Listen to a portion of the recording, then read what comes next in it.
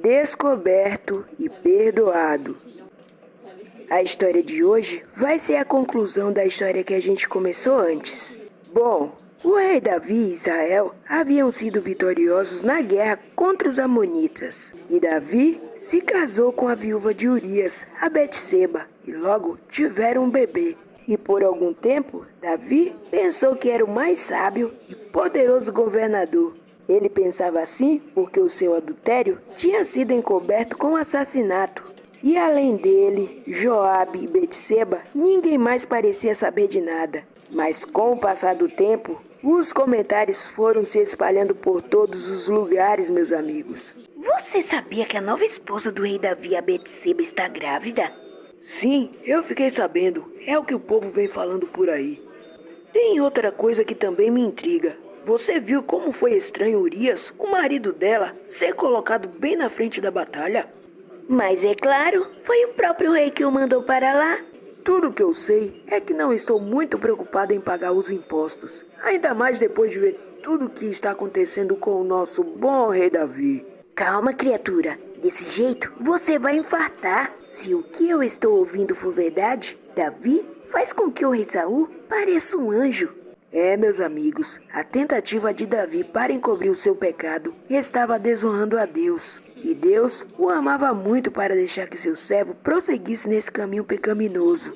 Aí, sabe o que foi que Deus fez? Deus enviou uma mensagem para chamar a atenção de Davi. E Natã, o profeta, foi escolhido para levar a mensagem para o rei.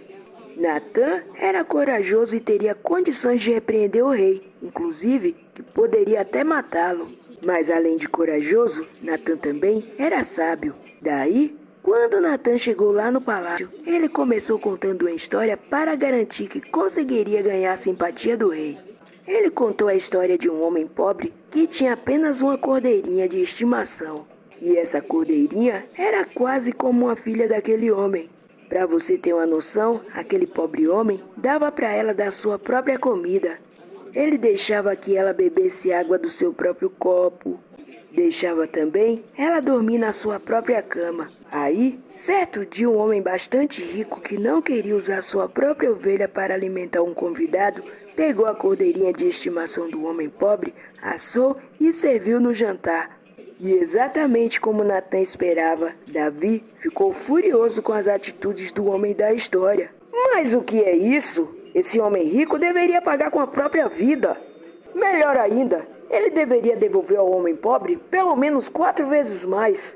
Ele não teve nenhuma compaixão. Sem rodeios e olhando fixamente para os olhos de Davi, Natã disse: Davi, você é o homem. Depois de desmascarar Davi, Natã deu a mensagem que Deus havia pedido que desse. E Davi respondeu da maneira como Deus esperava. Imediatamente, ele viu quanto suas ações haviam entristecido e desonrado seu Pai Celestial, aquele que o havia escolhido e abençoado durante todos aqueles anos. Davi havia ferido Urias, Betseba, Joabe e todo o povo de Israel, além de ferir o coração de Deus.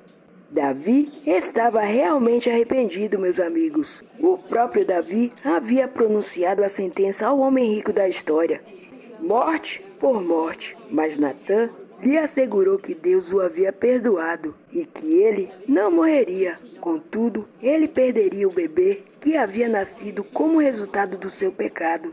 E Davi, meus amigos, ficou com o coração partido. Ele chorou, jejuou, tirou as vestes reais e se deitou no chão, implorando que Deus poupasse a criança. E vezes após vezes, seus conselheiros pediam que ele se levantasse e comesse com eles, mas Davi não atendia. Aí, finalmente o bebê morreu, e os servos ficaram com medo de dar notícia a Davi, porque se o rei tinha ficado tão deprimido enquanto o bebê estava doente, ele poderia tomar uma atitude desesperada quando soubesse que a criança havia morrido. Enquanto não deram a notícia, os servos andavam nas pontas dos pés e só conversavam em voz baixa.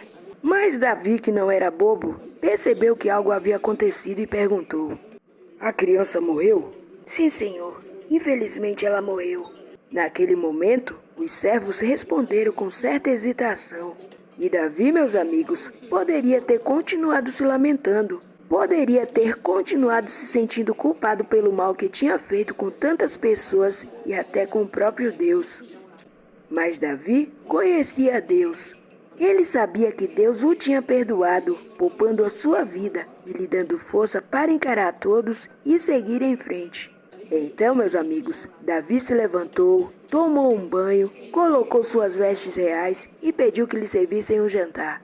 Alguns resultados do pecado de Davi não poderiam ser reparados, mas Deus o havia perdoado.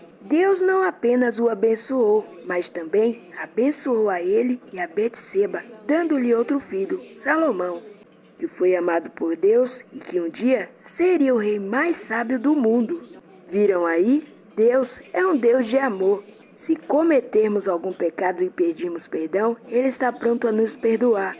Finalmente confessei a ti todos os meus pecados e não escondi mais a minha culpa. Disse comigo: confessarei ao Senhor a minha rebeldia, e tu perdoaste toda a minha culpa. Salmo 32, versículo 5. Porque Jesus nos perdoou, temos condições de perdoar os outros e a nós mesmos.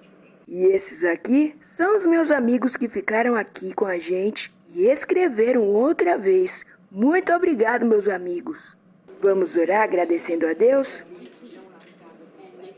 Querido Deus, muito obrigado por essa história tão linda. Muito obrigado também porque o Senhor perdoa nossos pecados. Ajuda-nos, Senhor, a não pecarmos contra Ti. Abençoa os meus amigos, minha família, em nome de Jesus. Amém.